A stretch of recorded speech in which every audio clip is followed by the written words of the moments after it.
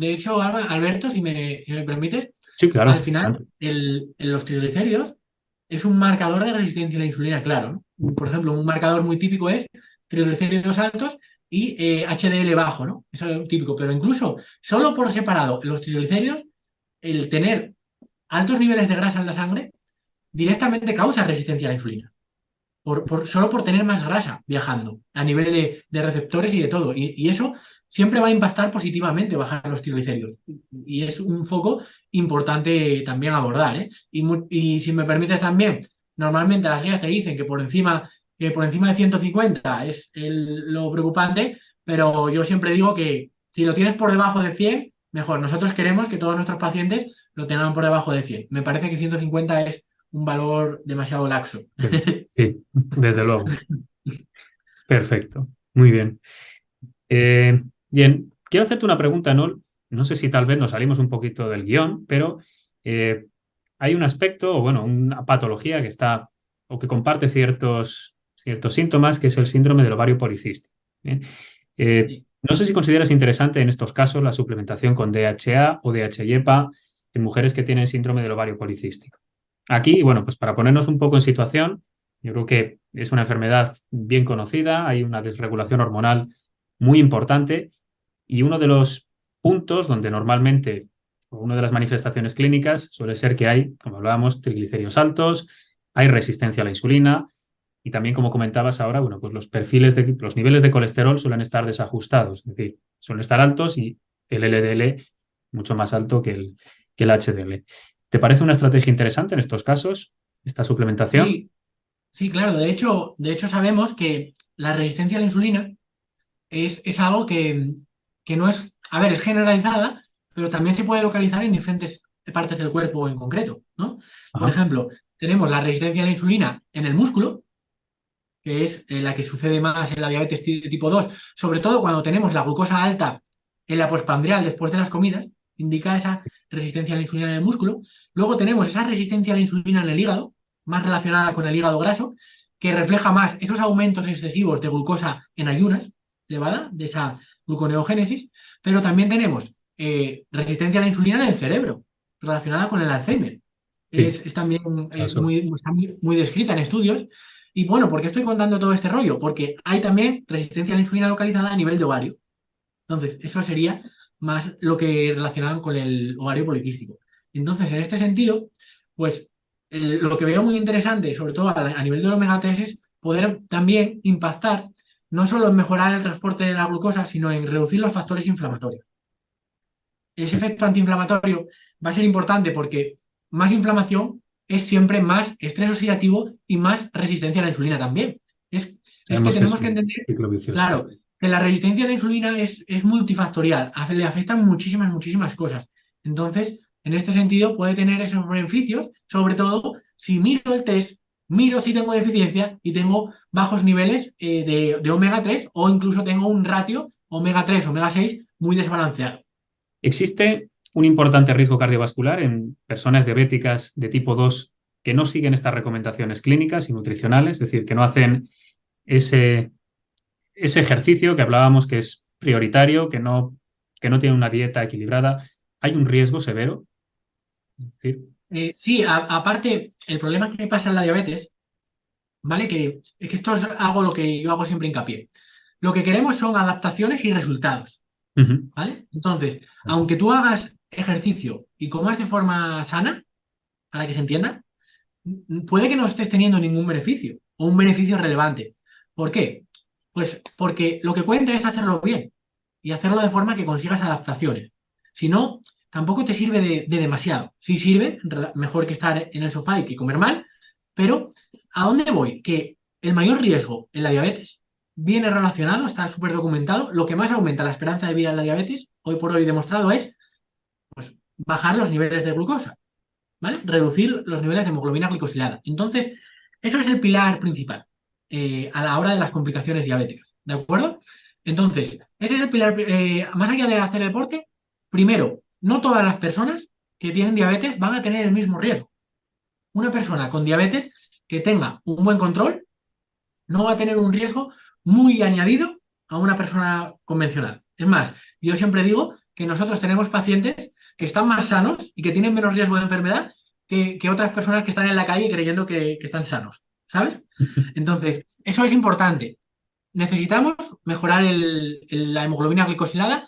Se recomienda por debajo de 7 en base al estudio de CCT, pero vamos, yo digo que esos valores, que realmente bajar el riesgo cardiovascular es reducir la hemoglobina glicosilada por debajo de 6, que es lo que más reduce el riesgo, porque se puso ese 7 en relación al riesgo que había, a un balance entre el riesgo de hipoglucemia y el riesgo de enfermedad cardíaca, ¿no? En el sentido que se decía que si bajabas más de 7 la hemoglobina glicosilada, tenías más riesgo de hipoglucemia. Pero hoy en día sabemos que eso es mentira. Eso solo ocurre si lo haces a costa de más medicación.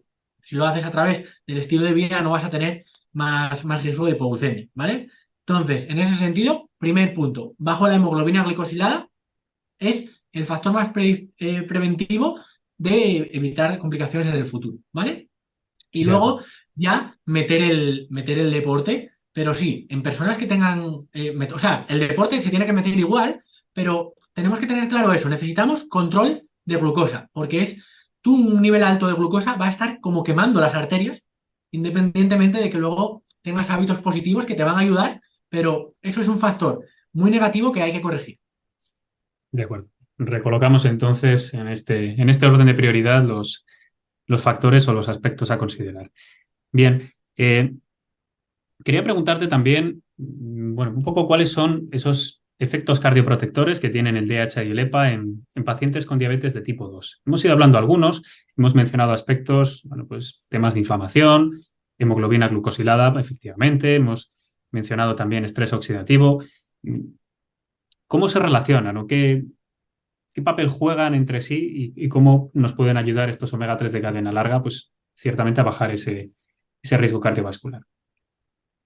Sí, tenemos algunos estudios muy interesantes en los que se ha hecho en población general, ¿no? Ujú, Y yo, por ejemplo, al final lo que yo veo es que muchas veces pensamos, uy, los pacientes con diabetes se beneficiarán de esto, se beneficiarán de lo otro, y no entendemos que las personas con diabetes son personas al final. sí, Y, y entonces, que las cosas, la fisiología del cuerpo es una fisiología que funciona para el todo, y luego, pues, la diabetes podrá tener unos condicionantes y de aumento de riesgos añadidos. Pero en este sentido, lo que veo, la principal importancia es estos estudios que nos han demostrado que aumentar el índice, el omega 3 index, o sea, el índice de omega 3 por encima ujú, del 8% de las membranas, tiene una protección cardiovascular importante. Que eso, si quieres, hablamos ahora. Para mí, esa es la parte más importante porque en base a los estudios arrojados, pues por encima de tener la glucosa más baja, de todo, pues era un factor protector muy importante y al final siempre podemos mejorar más la inflamación y el transporte de la glucosa con el ejercicio y con la dieta, pero este factor de tener más de un 8% de omega 3 en tus membranas, digamos que es más requiriente de la suplementación y que no es tan fácil conseguir. Evidentemente, con el deporte no se puede y con la dieta, pues es complicado. entiendo, sí. Ciertamente es un aspecto importante a considerar. Bien, tenía una pregunta que la hemos abordado prácticamente ahora. Iba a preguntarte, bueno, pues la importancia que tiene testar ese índice omega 3 en pacientes.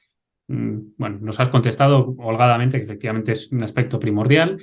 Y bueno, quería preguntarte, ahondando un poquito precisamente en estos test, ¿qué otros marcadores clínicos consideras importantes medir?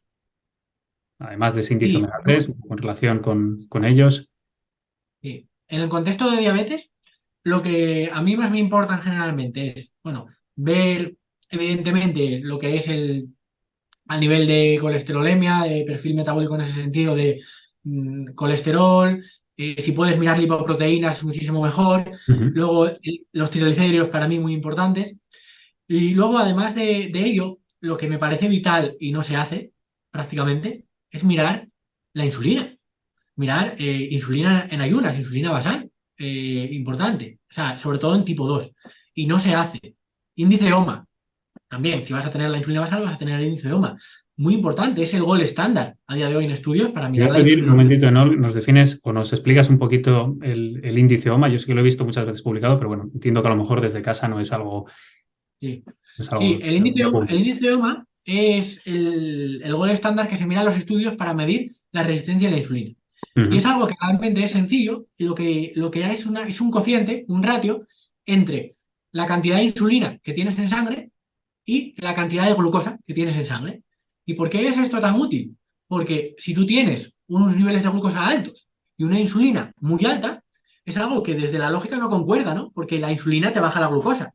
Entonces, si tienes mucha insulina y mucha glucosa, es que tienes una gran Resiste. resistencia a la insulina. Claro, tiene Y toda esto la también sirve para medir pues, fases tempranas, como habíamos visto antes. Porque si yo Ajá, tengo la glucosa normal y estoy tranquilo, uy, qué bien va todo, pero tengo la insulina muy alta, quiere decir que estoy compensando con mucha insulina y también tengo mucha insulinoresistencia. Entonces es un marcador muy interesante. perfecto. Permíteme una pregunta más y ya con esto cerramos prácticamente este capítulo. Hemos mencionado antes, o hemos hablado de la dieta, hemos hablado del colesterol, aunque sabemos que hoy en día ya ocupan menos importancia, porque bueno, hay un verdadero esfuerzo por parte de la industria alimentaria, pero ¿qué papel, sabemos que son malas, pero qué papel tienen las grasas trans aquí? ¿Tienen alguna relación precisamente Las con... grasas trans, de hecho, al final, hoy por hoy, el debate científico es que no todas las grasas trans son malas, ¿no? Sí. Normalmente, a nivel general, quedémonos con que las grasas de los ultraprocesados son las malas, que son ese tipo de trans, ¿no? Ah, Y esas, pues sí se han relacionado directamente con, o sea, se han hecho estudios muy interesantes en el que se ha visto que, por ejemplo, tú haces un superávit calórico, es decir, en cristiano, engordas, sí. si tú engordas en base a ultraprocesados, a grasas trans, esa distribución de la grasa, de engordar, va a ser mucho peor y se va a infiltrar mucho más en los órganos, porque va a ser mucho más a nivel visceral. En Ajá. cambio, si tú engordas en base a una dieta saludable, estilo mediterránea como se conoce, basada en plantas, en alimentos naturales, en productos frescos, pues la distribución de la grasa no es tan perjudicial, no se almacena tanto a nivel visceral. Entonces, el consumo de grasas trans lo que hace es, primero, nos hace engordar más a nivel visceral, crea subproductos malos a nivel de que son potencialmente aumentan el riesgo cardiovascular y el cáncer, ¿no? Ujú. Y luego también lo que ocurre con estas grasas trans es que también tienen una relación con la inflamación, aumentan la inflamación. Entonces, Ujú. crean ese eje, que al final el tomar muchas calorías y engordar es malo, pero no es lo mismo el consumir unos alimentos que otros. Hay unos alimentos que son mucho peores y en este sentido, pues es peor engordar comiendo mal que comiendo bien.